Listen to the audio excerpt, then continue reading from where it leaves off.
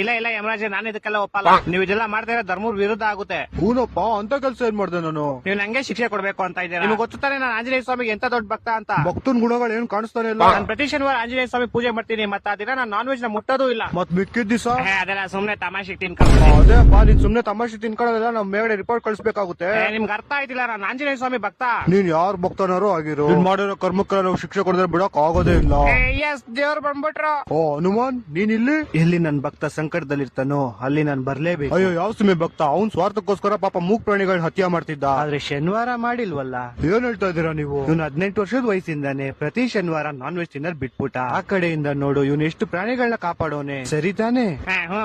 ಅದಕ್ಕೆ ಯಮರಾಜ್ರೆ, ನಾನು ಇವ್ನ ಶಿಕ್ಷೆನ ಸಮಾಪ್ತ ಮಾಡ್ಬೇಕು ಅಂತ ಇದೀನಿ. ಆದ್ರೆ ಅದನ್ನ ಮಾಡಕ್ಕಾಗಲ್ಲ. ಯಾಕಂದ್ರೆ ಇವತ್ತು ಭಾನುವಾರ.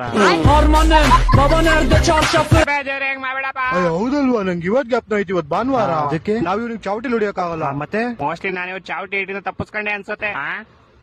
ನೀವಿಬ್ರು ಹಿಂದೆ ಏನ್ ನೋಡ್ತಾ ಇದ್ದೀರಾ? ಕುಡಿದಿರೋ ಬೆಂಕಿಲ್ ಹಾಕೋಣ. ನಿಮ್ಮಿಷ್ಟ ಯಮರಾಜ್ರೆ. ಇದೆಲ್ಲ ಗೊತ್ತಾಯ್ತು.